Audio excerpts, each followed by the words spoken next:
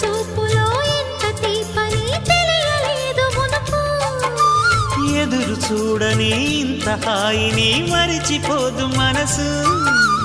ఒదిగి ఉండి నీ వాకిటిలో బదులు కోరి నే నిలుచున్నా.